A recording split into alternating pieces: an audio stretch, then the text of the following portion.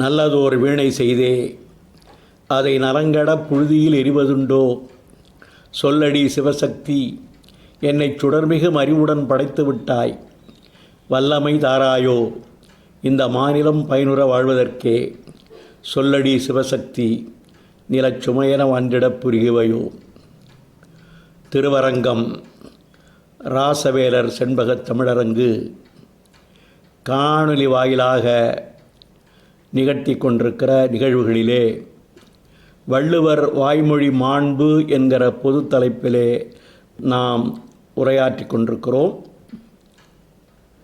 அரங்கின் நிறுவனர் வழக்கறிஞர் ராசவேலு செண்பகவல்லி அவர்களை வணங்கி, அரங்கின் பொறுப்பாளர் ராச இளங்கோவன் அவர்களையும், இந்த காணொலியை பதிவு செய்கின்ற செல்வன் மோதிலால் ராஜா, செல்வி செண்பகாதேவி ஆகியோரையும் வாழ்த்தி நம்முடைய உரையை தொடங்குகிறோம்.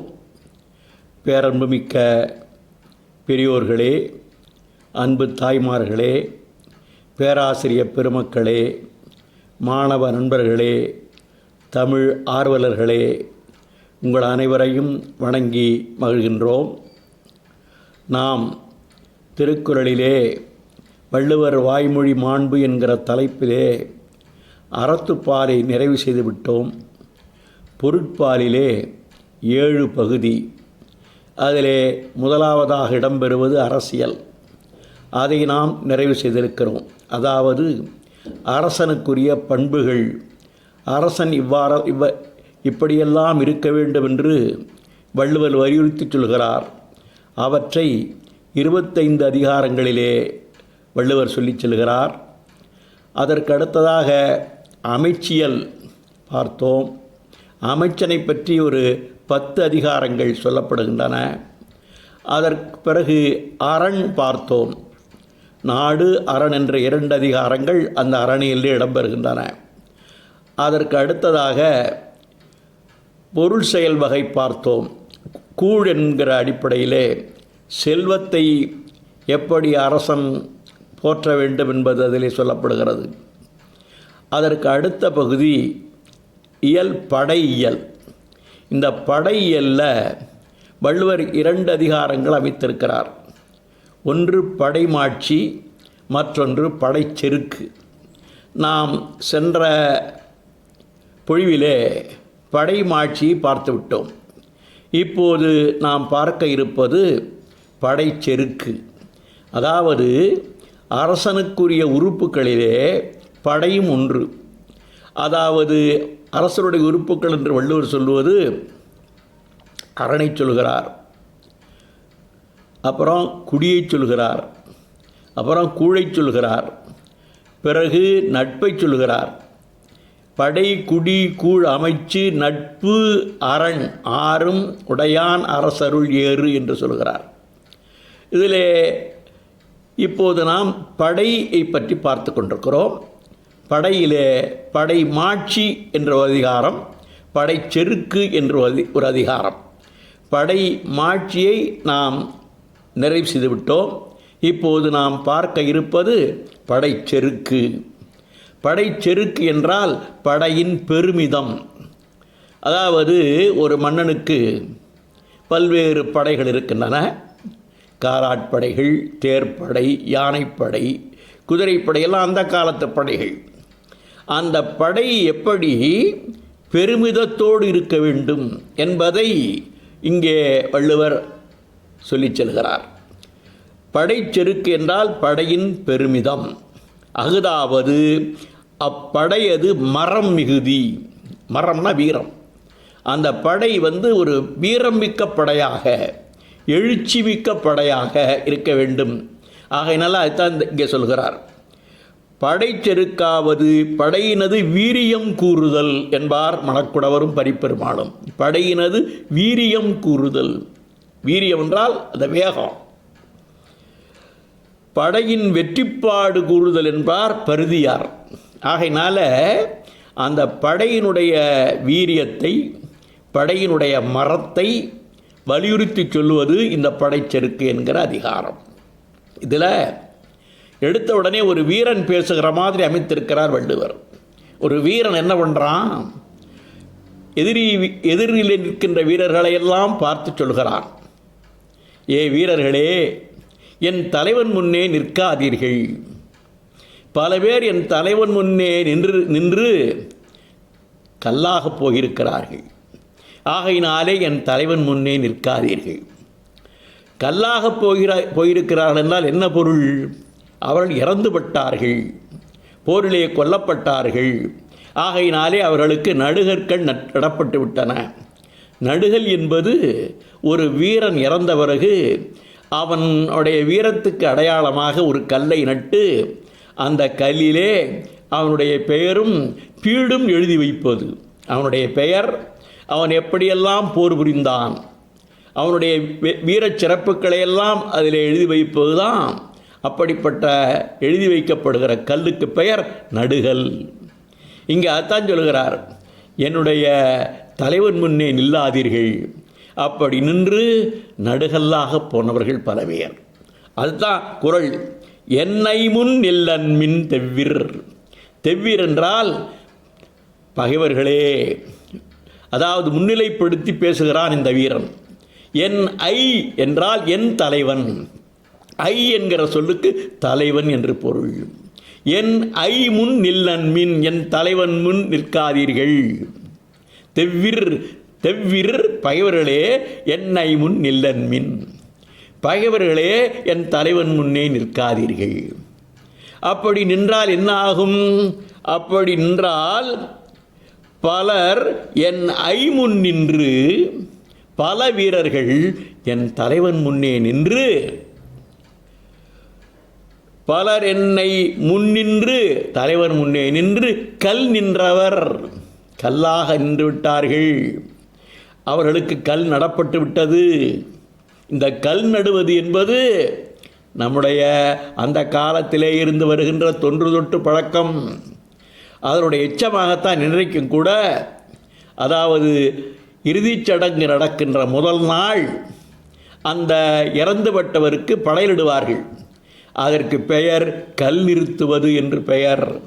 அந்த காலத்திலே போர் வீரர்களுக்கு அவருடைய வீரத்தின் அடையாளமாக கல் நடப்பட்டது போருடைய எச்சம் இன்றைக்கும் நம்முடைய சமுதாயத்திலே இருக்கிறது என்பதுதான் நாம் அறிய வேண்டிய செய்தி. ஆகையினாலே இந்த குறளிலே சொல்கிறார், என் ஐ முன் நில்லன்மின் தெவ்விர். தெவ்விர் என்றால் பகைவர்களே, என் ஐ முன் நில்லன்மின், என் தலைவன் முன்னே நிற்காதீர்கள். பலர் என்னை, பலர் என் ஐ, என் தலைவன் முன்னின்று, அவன் முன்னே நின்று என்றால் அவனுக்கு முன்னே நின்று போர் செய்து கல் நின்றவர் இறந்துபட்டார்கள், அதனாலே அவர்களுக்கு கல் நடப்பட்டு விட்டது என்கிற செய்தியை ஒரு வீரன் சொல்வதாக அமைந்திருக்கிறது இந்த குறள். அதாவது திருவள்ளுவர் என்ன பண்ணுகிறார், அவரை காட்சிப்படுத்துகிறார். செய்திகளை அப்படியே சொல்லிவிட்டு சொல்லாமல் ஒரு வீரன் பேசுகிற மாதிரி அமைத்திருக்கிறார் இங்கே. அதாவது நம்பன் சிலைவாய் நடக்குங்கணை மிச்சிலல்லால் அம்பன் முடிப்பூன் அரசுமிலை. சிவசிந்தாமணியில் காந்தர்வத்தையார் இளம்பகத்தில் ஒருவன் பேசுகிறான், நம்முடைய தலைவனுடைய சிலைவாய் நடக்கும் கணை மிச்சிலல்லால், அவருடைய வில்லிலே இருந்து புறப்பட்ட அம்பினுடைய மிச்சில் தான். அதாவது என்ன அர்த்தம், அம்பு எய்தான் என்றால் எல்லாரும் இறந்து விடுவார்கள், வேற உயிரோடு யாரையும் பார்க்க முடியாது என்று ஒரு வீரன் பேசுகிற மாதிரி. வீரன் சிறந்த வீரனாக இருந்தாலும் கூட அதை நான் தன்னுடைய தலைவன் மேலே ஏற்றி சொல்லுவது, தலைவனுக்கு பெருமை வருகிற மாதிரி சொல்லுவது என்பது ஒரு நம்முடைய மரபாக இருந்திருக்கிறது. ஆகையினால இப்படி ஒரு வீரன் பேசுகிற மாதிரி அருமையாக அமைத்திருக்கிறார் இந்த முதற் குறளிலே வள்ளுவர். காண முயலெய்த அம்பின் யானை பிழைத்தவேல் எந்தலினிது. அதாவது ஒருவன் என்ன பண்ணுறான், வேட்டையாட போகிற போது ஒரு அம்பை வில்லி குறிவைத்து எய்துகிறான். எதை மேல் எய்துகிறான் என்றால் ஒரு முயல் மேல் எய்துகிறான். அந்த முயலை அடித்து வீழ்த்து விட்டான். இன்னொருவன் என்ன பண்ணுறான், தன்னுடைய வில்லை வளைத்து அம்பை ஒரு யானை மேல் எய்துகிறான். ஆனால் அந்த யானை தப்பி ஓடுகிறது.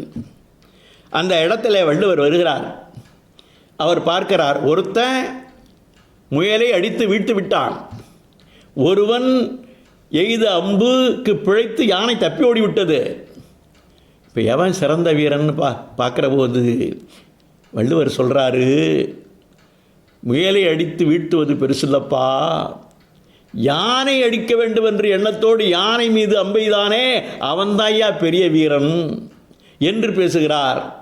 அதாவது காண முயலெய்த அம்பின், காட்டிலே முயலை எய்த முயல் மீது எய்யப்பட்ட அம்பை காட்டிலும் யானை பிழைத்தவேல் ஏந்தல் இனிது. இந்த அம்பு பெருசா அந்த வேல் பெருசான்னா என்ன சொல்லுகிறார், இந்த வேலுக்குத்தான் மரியாதை கூட. ஏனென்றால் இவனுடைய நோக்கம், இவனுடைய குறிக்கோள் உயர்ந்ததாக இருக்கிறது. இவனுடைய குறிக்கோள் யானை வீழ்த்த வேண்டும் என்று ஒரு உயர்ந்த குறிக்கோளாக இருக்கிறது. அவனுடைய குறிக்கோள் முயலை வீழ்த்த வேண்டும் என்ற குறிக்கோள். ஆகையினாலே குறிக்கோள் தான் முக்கியம். ஒருவன் சாதாரணமாக, அதாவது ஜூனியர் அசிஸ்டண்ட்டுன்னு சொல்லுவான், இளநிலை உதவியாளர், அதுக்கு தேர்வு எழுதுகிறான். தேர்வு எழுதி வெற்றி பெற்று விட்டான். இன்னொரு என்ன பண்ணுறான், ஐஏஎஸ் தேர்வுக்கு முயற்சி பண்ணுறான். தேர்வு எழுதுகிறான், நல்ல மதிப்பெண் பெற்று விட்டான். ஆனாலும் கூட குறைந்த மதிப்பெண்ணிலே அவன் தேர்வு செய்யப்படவில்லை. இதில் எவன் பெரிய ஆள்னு கேட்டால், ஐஏஎஸ் எழுதி தேர்ச்சி பெற வேண்டும் என்று முயற்சி பண்ணினானே அவன்தான் பெரிய ஆள். அதே மாதிரி இன்னொருத்தன் மாவட்ட அளவில் பெரிய வீரனாக, ஓட்டப்பந்தய வீரனாகவோ அல்லது கால்பந்து வீரனாகவோ ஒருவன் வருகிறான். இவன் பெரிய ஆளா? இன்னொருத்தன் ஒலிம்பிக் வரை போய் அங்கே தோற்று போனான், அவன் பெரிய ஆளானா? ஒலிம்பிக் வரை போய் தோற்று போனானே அவன்தான் பெரிய ஆள். ஐஏஎஸ் தேர்வு எழுதியும் கூட பெற முடியாமல் போனானே அவன்தான் பெரிய ஆள். அது மாதிரி கருத்தை சொல்கிறாரு.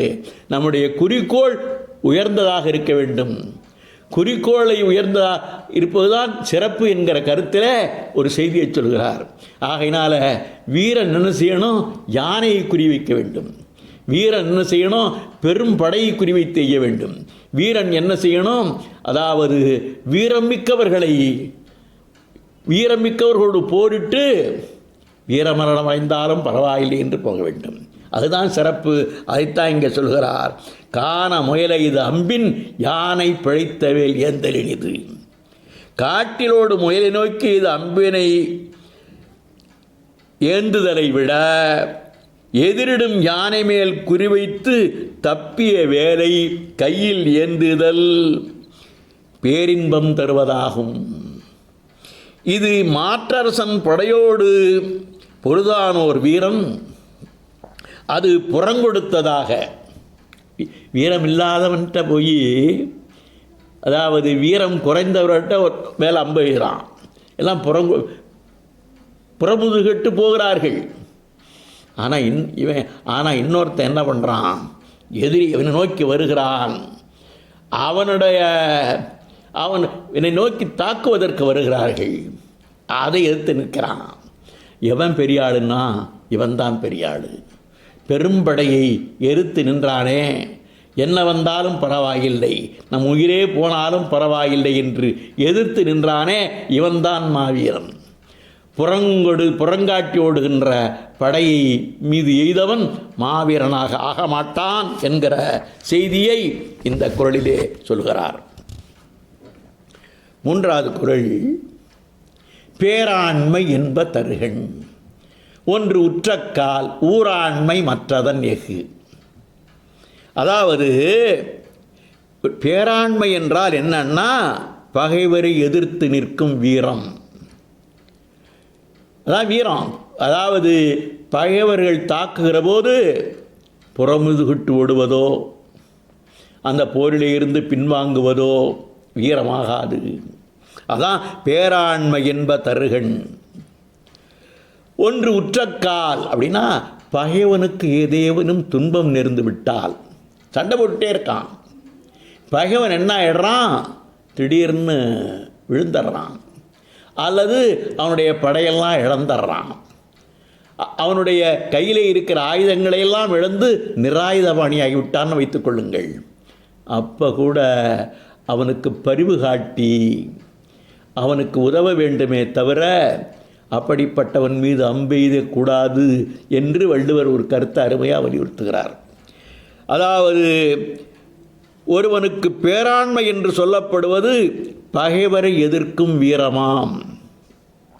போர்க்களத்தில் பகைவர்க்கு ஒரு குறைபாடு நேர்ந்தால் அப்போது அவருக்கு உடனே செய்யும் உதவி அப்பேராண்மையின் மேம்பட்டதாகும். அதாவது அவங்களை உதவி செய்கிறது தான் பெருசுங்கிறார், அந்த ஆண்மையை விட உயர்ந்தது என்று பேசுகிறார். அதாவது என்னன்னா, ஊராண்மை என்றால் உபகாரியாம் தன்மை, உதவுகிற தன்மை என்று அர்த்தம். போர்க்களத்திலே முதல் நாள் போரிலே ராவணன் போர்க்களத்துக்கு வருகிறான். அப்படி வருகிற போது ராவணனை நோக்கி அம்பு எய்துகிறான். பெரும்போர் நடக்கிறது. ராமனுடைய அம்புகளுக்கு கணைக்கு ஆற்றாமல் ராவணனுடைய படைகளெல்லாம் சிதறி ஓடுகின்றன. தன்னந்தனியனாக நிற்கிறான், நிராயுதபாணியாக ராவணன் நிற்கிறான். அப்படி நிற்கிற போது ராமன் அவனை பார்த்து என்ன சொன்னான், இன்று போய் நாளை வா, இன்று போய் உன்னுடைய படையோடு நாளை வா, இன்று போய் உன்னுடைய படையெல்லாம் திரட்டிக்கொண்டு நாளை வா என்று அவனுக்கு அருள் புரிந்தான். இதை அழகாக கம்பர் பாடுவார்.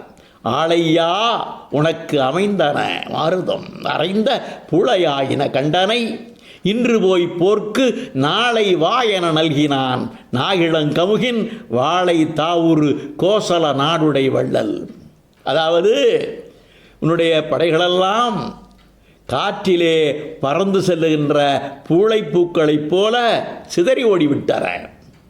ஆளையா உனக்கு அமைந்தன மாருதம் மறைந்த புழையாயின கண்டனை, இன்று போய் போர்க்கு நாளை வா என நல்கினான். பாரு, நல்கினான்னா அருள் புரிந்தான். அவனை கொல்ல நினைத்திருந்தால் கொண்டிருக்கலாம், ஆனால் அந்த ராவணனை கொல்லவில்லை. ராமன் அவனுக்கு அருள் புரிந்தான். நாகிழங்கமுகின் வாளை தாவூர் கோசல நாடுடை வள்ளல். கோசல நாடு உயர்ந்தது, வளமிக்க நாடு. அங்கே கமுக மரம் இருக்குமா உயரத்தில். அந்த கமுக மரத்தில் இருக்கிற பாக்கு மரத்தில் இருக்கிற அந்த பாக்கு பழத்தை உண்ணுவதற்காக வாளை மேலே தாவி செல்லுவான். அதாவது அப்படிப்பட்ட ஒரு கோசல நாடு. அந்த கோசல நாடை வள்ளல்ங்கிறாரு. ஏனென்றால் அப்படிப்பட்ட கோசல நாட்டையே தன்னுடைய தம்பிக்கு கொடுத்த வள்ளல் இங்கே ராவணனுக்கு உயிர் பிச்சை கொடுத்து ஒரு பெருவள்ளலாக விளங்குகிறான் என்பதை அழகாக கம்பர் காட்டுகிறார். இலங்கையர்வேந்தன் போரிடை தன் தானை முழுதும் பட தமியனாய் அகப்பட்டானது நிலைமை நோக்கி அயோத்தியர் இறை மேற்செல்லாது இன்று போய் நாளை நின் தானையோடு வா என விட்டார் போல்வது. பரிமேலழகர் இந்த நிகழ்ச்சி, இந்த காட்சி எடுத்து இந்த குறளுக்கு விளக்க உரை சொல்கிற போது ராமன் நடந்து கொண்டான் அல்லவா, அதை காட்டி சொல்லுகிறார். அடுத்த பாட்டு இது ஒரு நாடக பாட்டு மாதிரி. கைவேல் கடிற்றொடு போக்கி வருபவன் மெய்வேல் பரியானகம். வீரன் போர்க்களத்திலே போரிட்டு கொண்டிருக்கிறான். கையிலே இருக்கிற வேலை யானை மீது எய்து விட்டான். கையிலே வேல் இல்லை. மீண்டும் அவனுக்கு வேல் யானைகள் மீதோ பகைவர்கள் மீதோ எதுவதற்கு கையிலே வேல் இல்லை. வேலில்லாத நிலையை சற்று நேரம் திகைத்து பார்க்கிறான். உடனே பார்க்கிறான் தன்னுடைய மார்பிலே ஒரு வேல் தைத்திருக்கிறது.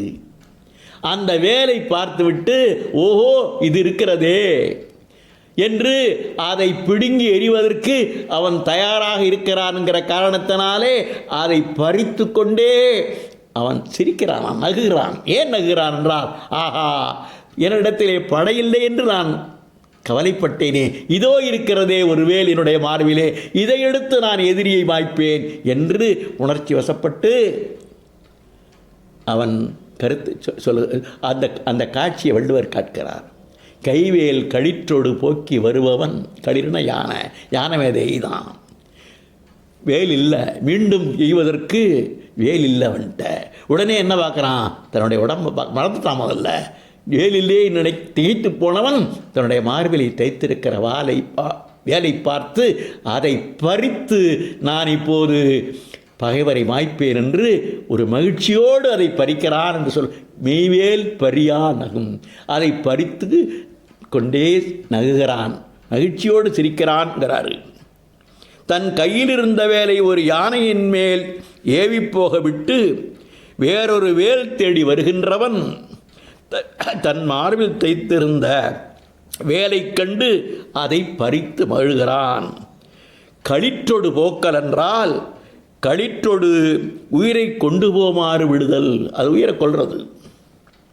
இதனால் களிற்றை அல்லது எரியான் என்பதும் யானை மேலே தான் எரிவானான், மற்ற ஆள் மேலேயே மற்ற மேலே எரிய மாட்டானா. யானை தான் பெரிய படையில், யானைப்படை தான் முதல்ல வர்றது, அந்த யானை மேல் தான் எரிவானாம். களிற்றை அல்லது எரியான் என்பதும் சினமிகுதியால் வேலிடை போன்றது அறிந்திலன் என்பதும், கோபத்தில் தான் மார்பிலே ஒரு வேல் இருக்கிறது முதல்ல அவனுக்கு தெரியலை. பின்னும் போர் மேல் விருப்பினன் என்பதும், சிரிக்கிறான்னா என்ன அர்த்தம், சண்டை மேலே போர் மேலே இன்னும் அவனுக்கு விருப்பம், ஐயோ நம் மார்பிலே வேல் தைத்திருக்கிறதே என்று அவன் கவலைப்படவில்லை, மகிழ்ச்சியோடு அந்த வேலை பறிக்கிறாங்கிறாரு. மெய்வேல் பரியா நகும், பரியானா பறித்து கொண்டே அதை பிடுங்கிக் கொண்டே சிரிக்கிறான்றார். அடுத்த பாட்டில் சொல்கிறாரு, ஒருத்தன் சினந்து நோக்கிறான், போர்க்களத்திலே அவருடைய பார்வை பகைவரை நோக்கி ஒரு சினப்பார்வையாக இருக்கிறது. அப்படி பார்க்குறப்போ அந்த நேரத்தில் பகைவன் வந்து தாக்க வருகிற போது இவன் கண்ணை சிமிட்டினால் கூட இது கூட அவனுக்கு ஒரு பலகீனம்னு சொல்கிறாரு. இது அப்படி விழித்து பார்க்கிற போது, சினத்தோடு விழித்து பார்க்கிற போது கூட அவன் கண்ணை சிமிட்டக்கூடாது, அவன் எதிரியை கண்டு கலங்கக்கூடாது என்பதை அடுத்த குறளை சொல்கிறார். விழித்தகன் வேல் கொண்டு எரிய அழித்திமைப்பின் ஓட்டன்றோ வன்கணவர்க்கு. விழித்தகன் வேல் கொண்டு எரிய, பகைவரை சினந்து நோக்கின கண்ணை சினந்து பார்க்குறான், அடுத்த ஆள் வேலை எய்கிறான் எதிரி, அப்போ கூட என்ன பண்ணக்கூடாது, இவன் கண்ணை மூடக்கூடாது, கண்ணை சிமிட்டக்கூடாது, அதான் பெரிய வீரன்கிறாரு. அவர் வேலை கொண்டு எரிந்தபோது மூடி இமைக்குமானால், கண்ணை இமைக்குமானால் அது வீரமுடையவர்க்கு புறங்கொடுத்தலாகும் அல்லவா, அது வீரமுடையவனுக்கு இழுக்கு, அது குறைபாடு. அப்படி வேல் வேகமாக தாக்க வருகிற போது கூட அந்த விழித்தகன் விழித்தகண்ணாகவே இருக்க வேண்டுமே தவிர இமைத்த கண்ணாக இருக்கக்கூடாது, எந்த நிலையிலேயும் இமைத்து விடக்கூடாது என்று பேசுகிறார்.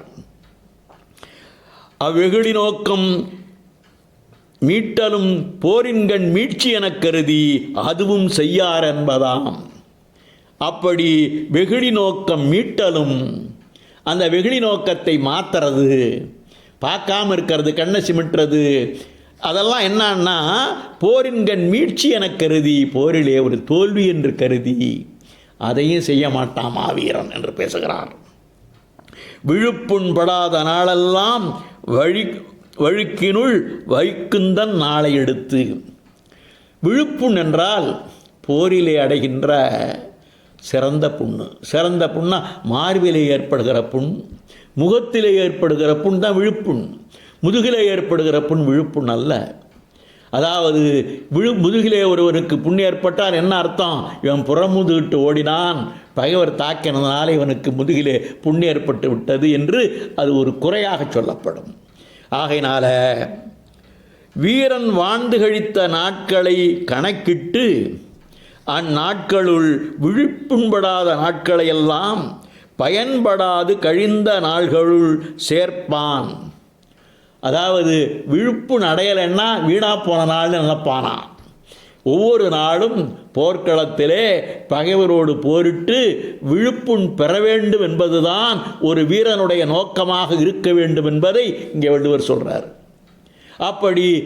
அப்படிப்பட்ட நாள் ஒன்று இல்லை என்றால் அது வீணாய்ப்போன நாள் என்று மாவீரன் கருதுவான். விழுப்புண் படாத நாளெல்லாம் வழுக்கினுள் வைக்கும் தன் நாளை எடுத்து பயன்படாது கடிந்த நாள்களுள் சேர்ப்பான். ஒரு வாழ்நாளில் பயன்படாது கழிந்த நாள்னு ஒன்று இருக்கும்.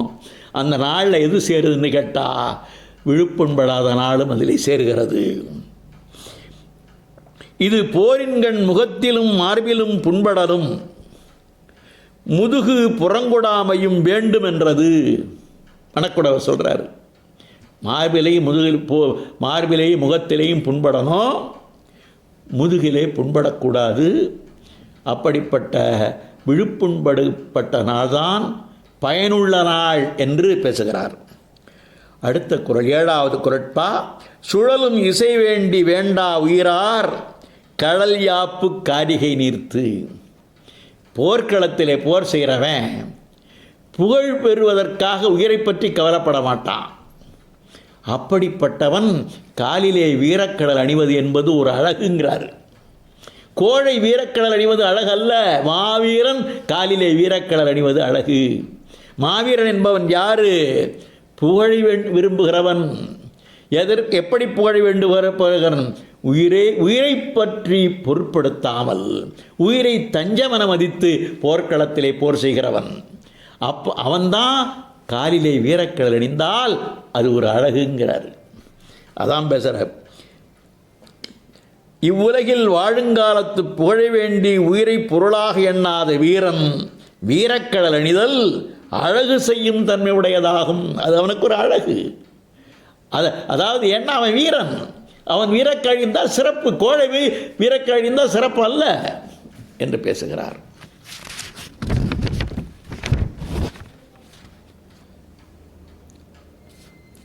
துறக்கமும் புகழும் எளிதின் எய்துவராகலின் ஆபரணமாவது அதுவே. உரின் உயிரஞ்சா மறவர். போர்னு வந்தா உயிரை பற்றி கவலைப்படாத வீரர்கள் இருக்கிறார்களே, போரே இல்லாமல் சும்மாவே உட்கார்ந்துருக்கிறான், போர் நடக்கலை, திடீர்னு போர் வர்ற மாதிரி இருக்குது, எதிரி ரெடி ஆகிட்டு இருக்கான். இந்த வீரன் என்ன பண்ணுறான்? போருக்கு ஆயத்தமாகறான். அப்போ மன்னன் சொல்கிறான், அமைதியாக இருப்பா, அமைதியாரு, வேண்டாம் அமைதியாரு, பொறுமையாக இருப்போம், பார்த்துக்கலாங்கிறான். அப்போ கூட இந்த வீரன் என்ன பண்ணுறானா, மன்னன் கோபப்பட்டால் கூட வேண்டாப்பா, சண்டை வேண்டாம், சமாதானம் போவோம்னு மன்னன் சொன்னால் கூட அவன் தன்னுடைய பெருமையை குறைத்து கொள்ள மாட்டான். அவன் போருக்கு தயாராகவே ஆவான். அவன் யாருன்னு கேட்டால் உரின் உயிரஞ்சாமறவர். போர் வந்தால், உரின்னா போர் வந்தால் தம் உயிருக்கு அஞ்சாது போர் செய்யும் வீரர், தம் அரசன் அது வேண்டாம் என்று சினந்தாலும், போர் வேண்டாப்பா, சண்டைக்கு போக வேண்டாம்னு சொன்னால் கூட தம் சிறப்பு குன்றாதவர் ஆவர். போர் பெற்று அறியாமையின் அது பெற்றால் போரே வராமல் இருக்குது. இப்போ வந்துருச்சுன்னா அரசன் தடுப்பினும் நில்லார் என்பதாம். போரனில் புகழும் புனைகடல் மறவர் என்று புறநானூறு சொல்கிறது. போரனின் புகழும் என்றால் விரும்பும் அர்த்தம். போர்னாலே விரும்புகிறான். போர் என்று வந்தால் அதற்கு தயாராகி விடுகிறான் வீரன். இழைத்தது இகவாமை சாவாரை யாரே பிழைத்தது ஒருக்கிற்பவர். ஒருத்தன் வஞ்சனங்கூறான், நான் இந்த போரிலே இத்தனை பேரை வீழ்த்தி விட்டு வருவேன், இல்லை என்றால் அந்த போர்க்களத்திலே நான் உயிர் விடுவேன்னு சொல்லிட்டு வஞ்சனம் கூறிவிட்டு சொல்கிறான். அப்படிப்பட்டவன் அவன் ஒரு செய்த பிழைக்காக போர்க்களத்தில் ஏதோ ஒரு தவறு நடந்து போச்சு, அவனை யாரும் தண்டிப்பார்களா? ஏனென்றால் இவன் வஞ்சனம் கூறிவிட்டுத்தான் சென்றான். சந்தர்ப்பம் வேறு விதமாக அமைந்து விட்டது. ஆகையினாலே அதற்காக அவனை யாரும் தண்டிக்க மாட்டார்கள். போர்க்களத்திலே தோல்வி அடைந்து விட்டான். போர்க்களத்திலே அல்லது என்ன பண்ணிட்டான், பகைவர் கையில் அகப்பட்டு விட்டான் என்ற காரணத்தினாலே அவனை ஏன்னா அவனுடைய உள்ளத்திலே இருக்கிற வீரத்திலே எந்த விதமான குறைபாடும் இல்லை. அவன் வீரம் மிக்கவனாதனால்தான் அவன் என்ன செய்தான், வஞ்சனம் குறித்தான். நான் இந்த போர்க்களத்திலே இத்தனை பேரை மாய்ப்பேன், இல்லை என்றால் உயிரை விடுவேன்னா. ஆனால் பிடிச்சிட்டாங்க எதிரி. என்ன ஐயா உயிரை விடலை, உயிரை விடுறேன்னு சொன்னியே என்று யாரும் அவன் ஏளனமாக பேச மாட்டார்கள் என்கிறார். தாம் உரைத்த வஞ்சினம் தவறாதபடி போர் செய்து சாக வல்லவரை அவர் செய்த பிழைக்காக தண்டிக்க வல்லவர் யார்? இழைத்தல் என்றால் இன்னது செய்யேனாயின் இன்னனாக என தான் வகுத்தல். நான் இது செய்யலைன்னா இப்படி ஆக, நான் இவர்களை வெல்லவென்றையெல்லாம் நான் போர்க்களத்தில் வீரமரணம் அடைவேன்னு பேசுகிறான். வீரமரணம் அடையலை, அவனை பகைவர் பிடிச்சிட்டான், கைதியாக்கி பிடிச்சி விட்டான்னா, என்ன ஐயா வீரமரணம் அடைகிறேன்னு சொன்னியே, உன்னை பிடித்து விட்டார்களே என்று யாரும் அவனை குறை சொல்ல மாட்டார்கள். அடுத்த கடைசி குரட்பா, புறந்தார்கள் நீர்மல்கச் சாகிப்பின் சாக்காடு இறந்துகோள் தக்க துடைத்து. போர்க்களத்தில் வீரன் போர் புரிகிறான், போர்க்களத்திலே போர் புரிந்து இறந்து விடுகிறான். அவன் இறந்துபட்ட செய்தி அறிகிறான். அவனை கொண்டு வந்து மன்னன் முன்னிலையிலே கிடத்துகிறார்கள். மன்னன் அவனை பார்க்கிறான். கடுமையாக போரிட்டான், தன்னுடைய உயிரையும் துச்சமனம் வைத்து போரிட்டான். ஆனால் அவன் இறந்து விட்டான். அதை கண்டவுடனே இந்த மன்னன் என்ன செய்கிறான்? கண்ணீர் சொரிகிறான். ஒரு வீரன் பேசுகிறான், எனக்கு ஆதரவு கொடுக்கிற, என்னை புறக்கிற, எனக்கு எல்லா வசதிகளையும் செய்து கொடுக்கிற ஒரு தலைவன் கண்ணிலே நீர் பெருகுமாறு இறக்கின்ற இறப்பு இருக்கிறதே, அதை அப்படிப்பட்ட இறப்பினை யாசித்தாவது பெற வேண்டும் என்று சொல்கிறார். ஒரு காலத்தில் குறளோவியம் பேசிய கலைஞர் இந்த குறளை சொன்னார். நான் இந்த ஒரு அரசியல் போராட்டத்திலே எனக்கு உயிர் போகிறது என்று வைத்துக் கொள்ளுங்கள். அப்போது என்னுடைய தலைவன் அறிஞர் அண்ணா என் மீது கண்ணீர் சொரிவாரேயானால் அதைவிட சிறப்பான ஒன்று வேறு எதுவுமில்லை என்று பேசினார். இந்த குறளை சொல்லி அதற்கு தன்னையே அவர் ஒரு காட்சியாக படுத்தினார். ஆனால் அவருக்கு முன்னே அண்ணா இறந்து விட்டார் என்பதுதான் சோகமான செய்தி. அவர் சொல்கிறார், தம்மை காத்த தலைவனுடைய கண்களில் நீர் பெருகுமாறு போரில் சாகப் பெற்றால் அத்தகைய சாவு யாசித்தாவது பெற்றுக்கொள்ளத்தக்க பெருமையுடையதாகும். கிளை அழ இல்லடை நோயால் விழிவார் பழவினை பயனை எய்தலின். நோய்வாய்ப்பட்டு இறந்தால் அவனுக்கு பழவினை பயன்தான் கிடைக்கும். அவன் என்னென்ன செஞ்சானோ மறுபிறப்பு கிடைக்கும், துறக்கம் சொர்க்கம் கிடைக்கும்னு சொல்ல முடியாது, வீடு பேறு கிடைக்கும்னு சொல்ல முடியாது. அடுத்த வினையால் துறக்கம் எய்தும் சாதலை, அதாவது போர் செய்து துறக்கம் எய்துகின்ற வீர சொர்க்கம் அடைகின்ற அந்த இறப்பினை இறந்துகோட்டக்க துடைத்து என்றால் யாசித்தாவது பெறத்தக்க சிறப்புடையது என்று பேசினார். ஆகையினாலே இந்த 10 குறட்பாக்களோடு நாம் இந்த படைச்செருக்கு என்ற அதிகாரத்தை நிறைவு செய்கிறோம். அடுத்ததாக நட்பு என்பது, நட்பை பற்றி 17 அதிகாரம் பேசுகிறார் வள்ளுவர். முதல் 5 அதிகாரம் நட்பினுடைய இப்படி இருக்க வேண்டும், நண்பர்களை இப்படி தேர்வு செய்ய வேண்டும் என்றால் சொன்னவர் அடுத்த 12 அதிகாரத்திலே எதிர்மறையாக சில செய்திகளை சொல்கிறார். அப்படை போல அரசனுக்கு வினையெடுத்து உதவுவதாய நட்பினை, இந்த நட்புன்னு சொல்கிறது அரசனுக்குரிய நண்பர்கள். இப்போ கூட கூட்டாடி நாடுகள்லாம் இருக்குது. அதாவது ஒரு நாட்டுக்கு இன்னொரு நாடு நட்பு நாடுகள். ஒரு நாடுக்கு நாட்டோ என்றெல்லாம் வைத்திருக்கிறார்கள். ஒரு நாட்டோடு இன்னொரு நாடு சண்டைக்கு வந்தால் இந்த கூட்டாடி நாடுகள், நட்பு நாடுகள் உதவி செய்கின்றன. இந்த மாதிரி அந்த காலத்திலேயும் மன்னரிடத்திலே, சில மன்னரிடத்திலே நட்பு நிலவி இருக்கிறது. அதை பற்றி வள்ளுவர் பேசினாலும் கூட தனிப்பட்ட முறையிலே நண்பர்கள்லாம் இருக்கிறார்கள். ஒரு தனிப்பட்ட ஒரு மனிதனுக்கு நண்பன் இருக்கிறான். இது நட்பு என்பது அந்த அரசியலிலே மாத்திரமில்லாமல் மற்ற சாதாரண மக்களிடையும் அந்த நட்பு பேசப்படுகிறது என்பதை வள்ளுவர் பொதுவாக அரசியலில் இதை சொன்னாலும் இது எல்லாருக்கும் பொருந்தும் என்பதுதான் ஒரு முக்கியமான செய்தி. அப்படைபோல் அரசனுக்கு வினையிடத்து உதவுவதாகிய நட்பினை 5 அதிகாரம் விதிமுகத்தானும் 12 அதிகாரம் எதிர்மறை முகத்தானும் கூறுவான் தொடங்கி முதலில் நட்பு கூறுகின்றார். நட்பை பற்றி நட்புன்னா என்ன? நட்புனா நட்பினுடைய சிறப்பு. நம்ம சிநேகிதம்னு சொல்கிறோம், ஆங்கிலத்தில் ஃப்ரெண்ட்ஷிப்னு சொல்கிறோம். அதனுடைய சிறப்பு என்னான்னு பேசுகிறார். செயற்கரிய யாவுள நட்பின் அதுபோல் வினைக்கரிய யாவுள காப்பு. நட்பை போல செய்தற்கு அரியது என்ன இருக்குன்னு கேட்குறாரு. நட்பை போல பாதுகாப்பு வேறு என்ன இருக்குன்னு கேட்குறாரு. அதாவது நாம் நல்லவர்களை தேர்வு செய்து நட்பு செய்தோமானால் அதைவிட உயர்ந்தது வேறுமில்லை.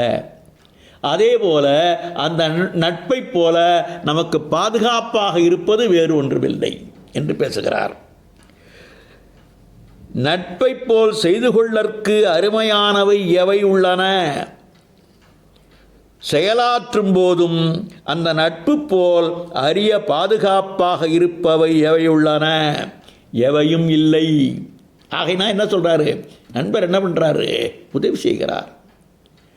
அதாவது நோய்வாய்ப்பட்டிருக்கிறான் ஒரு நண்பன், அவனுக்கு பணம் தேவைப்படுகிறது. அவனுடைய தேவையறிந்து இவர் உதவி செய்கிறார். அவனுக்கு கூட இருந்து உதவ வேண்டிய, மருத்துவமனையிலே கூட இருந்து உதவ வேண்டி இருக்கிறது. அப்போ கூட இருந்து உதவுகிறார். இதெல்லாம் ஒரு நட்பு ஒரு பாதுகாப்பாக அமைகிறது. அதைத்தான் சொல்கிறார்.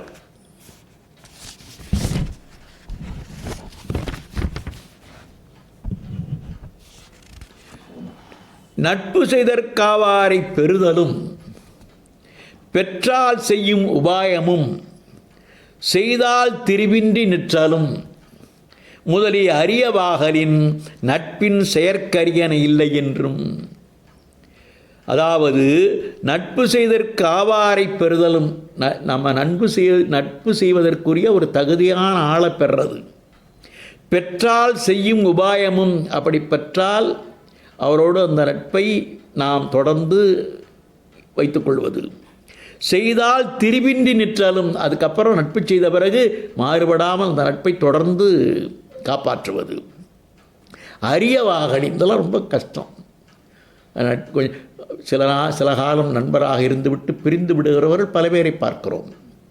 நாட்டுக்கு நாடு தான், தனி மனிதர்களுக்கும் அதுதான். நட்பின் செயற்கரியன இல்லை என்றும் செய்தால் பகைவர் அஞ்சி வினை தொடங்காராகலின்.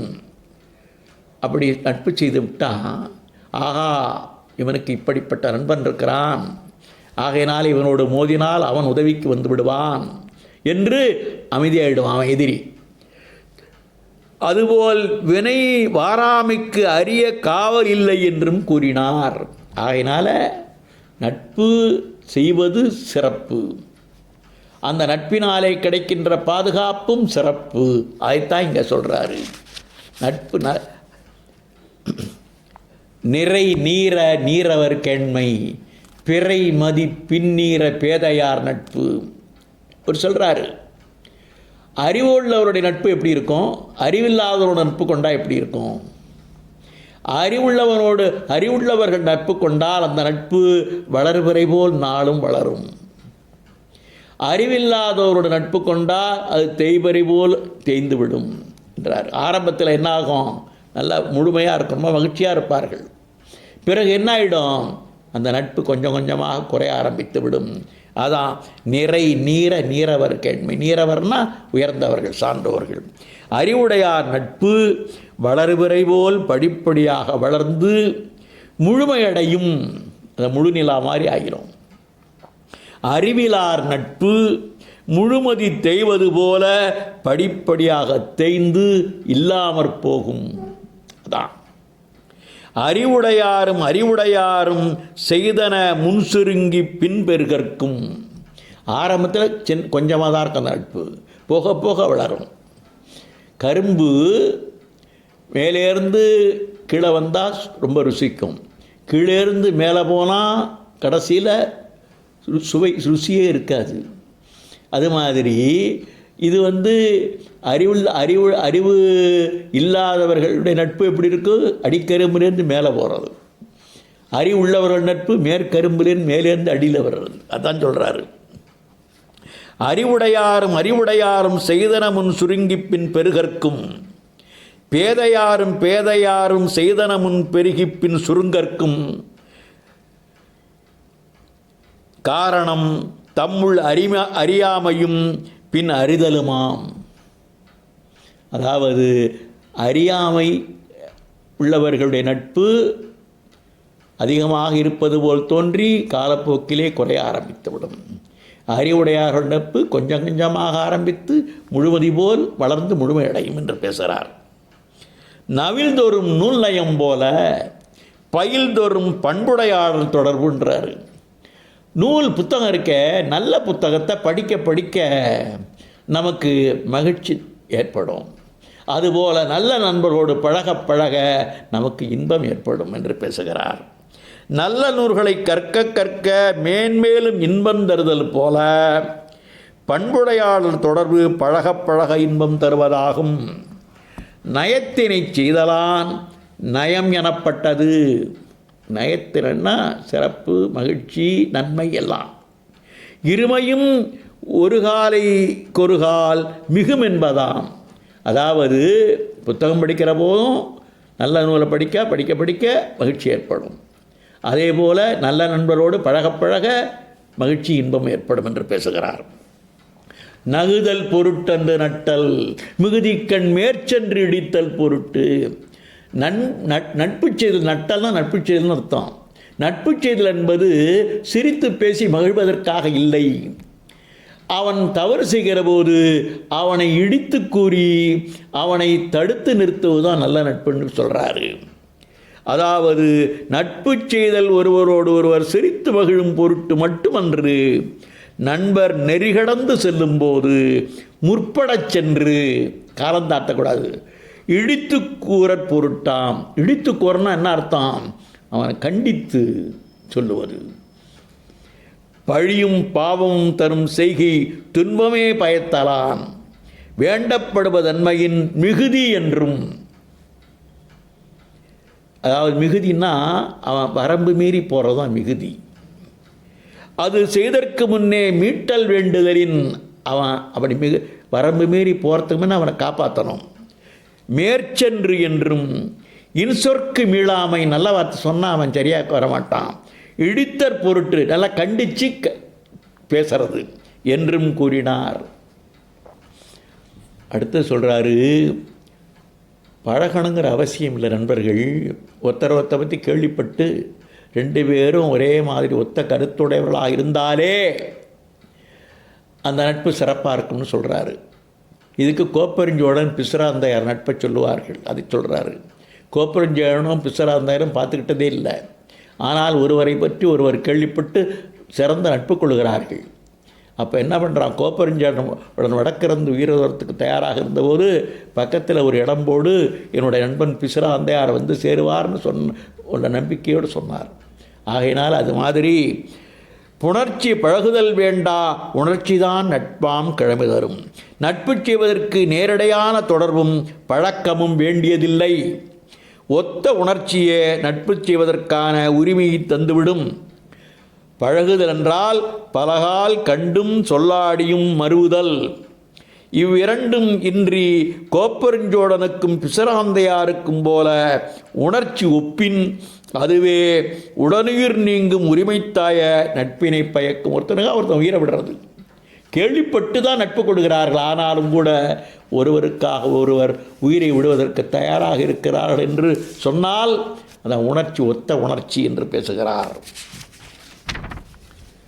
6வது குறட்பா, முகநக நட்பது நட்பன்று நெஞ்சத்து அகநக நட்பது நட்பு. சில பேர் முகத்தால் சிரிப்பாங்க, உள்ளொன்று வைத்து புறமென்று பேசுவது மாதிரி உள்ளத்திலே வன்மத்தை வைத்துக்கொண்டு முகத்திலே புன்னகையை வெளிப்படுத்துவார்கள். அப்படி புன்னகை சிரித்து பழகுவதல்ல நட்பு. முகநக நட்பன்று முகநக நட்பது நட்பன்று, நெஞ்சத்து அகநக நட்பு நட்பது நட்பு. மனசுலையே மகிழ்ச்சி ஏற்படணும். ஒருத்தரோடு பேசுகிற போது மனதளவிலே 2 பேரும் மகிழ்ச்சி அடைந்தார்களே, ஆனால் அதுதான் சிறப்புங்கிறாரு. முகம் மட்டும் மலருமாறு நட்பு கொள்வது நட்பாகாது, நெஞ்சம் மலரும்படியாக உள்ளன்பு கொண்டு நட்பு செய்வதே நட்பாகும். 2ம் ஒருங்கே மலர வேண்டும். முகமும் மலரணும், அகமும் மலரணும். அப்போதான் அந்த நட்பு உயர்ந்த நட்பு, சிறந்த நட்பு. அழிவின் அவை நீக்கி ஆறுவித்து அழிவின்கண் அல்லல் உழப்பதாம் நட்பு. அழிவை தரும் தீமைகளிலிருந்து நீக்குதலும். ஒருத்தனுக்கு அழிவை தரும் தீமை வருது, அந்த தீமையிலிருந்து நீக்கணும் நண்பன் போய். அவனுடைய சொத்தெல்லாம் பறிமுதல் செய்யப்படுகிறது. அப்போ போய் இவன் உதவி அதை காப்பாற்றணும். நல்ல வழியில் நடக்கச் செய்தலும். அவன் தப்பான வழியில் போனான்னா அவனை திருத்தி நல் வழியில் நடக்கச் செய்யணும். கேடு வருமாயின் அவனோடு சேர்ந்து துன்புறுதலும். அவனுக்கு கஷ்டம் வந்தால் இவனும் சேர்ந்து கஷ்டப்படணும். ஆகியன நட்பின் இயல்புகளாம். அழிவின் அவை நீக்கி ஆறுவித்து அழிவின்கண் அல்லல் உழப்பதான். அழிவு தரும்போது அவனோடு சேர்ந்து இவனும் துன்பப்படுறது. 8வது குறள். உடுக்க இழந்தவன் கைபோல அங்கே இடுக்கண் களைவதாம் நட்பு. ஆடை உடுத்தி இருக்கிறான் இடுப்பில், தன்னை அறியாமலே அது நழுவுகிறது. கை என்ன பண்ணுது, தானாக போய் அதை சரி பண்ணுது. அதுபோல் யாரும் சொல்லணுங்கிற அவசியம். அப்பா அவன் ஆடை நழுவுது கட்டுன்னு யாரும் சொல்ல மாட்டாங்க. அது மாதிரி நண்பன்கிறவன் அவனுக்கு ஒரு துன்பம் வருகிற போது அவன் கேட்காமலே இவன் போய் உதவி செய்யணும். அதான் சிறப்பு. இடிப்பில் அணிந்திருக்கும் ஆடை நெகிழும்போது கை தானே போய் உதவுதல் போல் நண்பனுக்கு துன்பம் வருங்கால் உடனே போய் அத்துன்பத்தை நீக்குதல் சிறந்த நட்பாகும். அற்றம் காத்தற்கண். அற்றம் காத்தர்னா அதாவது அவனுடைய மானத்தை காப்பது. அற்றம் காத்தற்கண் கை தம் மனத்தினும் முற்படுதலின். மனசை விட வேகமாக போய் செயல்படுதான். அவ்விரைவு இடுக்கண் களைவழியும் அதற்கொத்த தொழில் ஓமையினும் வருவிக்க. உடையவன் தொழில் நட்பின் மேல் ஏற்றப்பட்டது. அடுத்து 9வது குறள் சொல்றாரு. நட்பிற்கு வீட்டிற்கு யாதனின் கொட்பின்றி ஒல்லும் வாய் ஊன்றும் நிலை. நட்பிற்கு சிறந்த இருக்கை எது என்றால் மனவேறுபாடின்றி. கொட்பின்றின்னா மனவேறுபாடின்றி முடியும் போதெல்லாம் உதவி செய்து தாங்கும் செயலாகும். எப்பெல்லாம் அவனுக்கு உதவி செய்ய முடியுமோ. 2 நாடு நட்பு நாடாக இருக்குது, இன்னொரு நாட்டு கூட சண்டை வர்றான், அப்போ போய் அவனுக்கு உதவுதல். அது மாதிரி 2 பேர், அதாவது ஒருவன் வறுமையிலே துன்புறுகிறான், நண்பன் அவனுக்கு போய் அந்த துன்பத்தை போக்குவது. இணையர் இவரமக்கு இன்னம் யாம் என்று புனையினும் புல்லனும் நட்பு. இதில் என்ன சொல்கிறாரு, சில பேர் சொல்லுவான் ஹீஸ் மை க்ளோஸ் ஃப்ரெண்டும்மா. திருவள்ளுவர் சொல்கிறாரு, இப்படிலாம் சொல்கிறது நட்பினுடைய சிறப்பான நட்புன்னு சொல்ல முடியாது. ஏனென்றால் அந்த நட்பு சொல்லணுங்கிற அவசியம் இல்லை. அது நட்பு தானே தெரியும். இவனுக்கு அவன் காட்டுகிற அன்பையிலே அவனுக்காக இவன் படுகிற பாடு, அவனுக்காக இவன் செய்கிற உதவி, இதெல்லாம் தெரிஞ்சிருத்தானா தெரியுமே தவிர சொல்லி தெரியணுங்கிற அவசியம் இல்லைங்கிறாரு. இவர் எமக்கு இத்துணை அன்பினர் யாம் இவருக்கு இத்தன்மை உடையோம் என்று சொல்லி பாராட்டி உரைத்தல் அந்த நட்பு கீழானது என்று சொல்லப்படும். அப்படி சொல்லிக்கிட்டா இவருக்கு எங்களுக்கு நட்பு இவ்வளவு சிறந்தது, நாங்கள் இவ்வளவு நெருக்கமானவர்கள் என்று வெளியில் சொன்னாலே அந்த நட்பு சிறந்த நட்பு அல்லது கீழானது என்று சொல்கிறார். தாம் அவர் என்னும் வேற்றுமையின்றி வைத்து புனைந்துரைப்பினும் வேற்றுமை உண்டாமாகலின் நட்பு புல்லென்னும் என்றார். புல்லன்னா கீழாயிடும், கீழ்நிலைக்கு போயிடும். அந்த நட்புக்கு சிறந்த நட்பு இல்லை. சிறந்த நட்புங்கிறது வெளியில் சொல்லிக்கொள்ள வேண்டிய அவசியம் இல்லை. அந்த நட்பு மனதளவில் இருக்கும். அவரவர்கள் வெளியே தெரியாமலே உதவி செய்து கொள்வார்கள், வெளியே தெரியாமலே ஒருவருக்கொருடைய நலம் நாடுவார்கள். இதுதான் சிறந்த நட்பு என்று பேசுகிறார். ஆகையினால இந்த 2 அதிகாரங்களை, அதாவது முதலிலே படைச்செருக்கு என்ற அதிகாரத்தை பார்த்தோம். அடுத்தது நட்பு என்கிற அதிகாரத்தை பார்த்திருக்கிறோம். இந்த 2 அதிகாரங்களையும் இப்போது நிறைவு செய்திருக்கிறோம். நன்றி, வணக்கம்.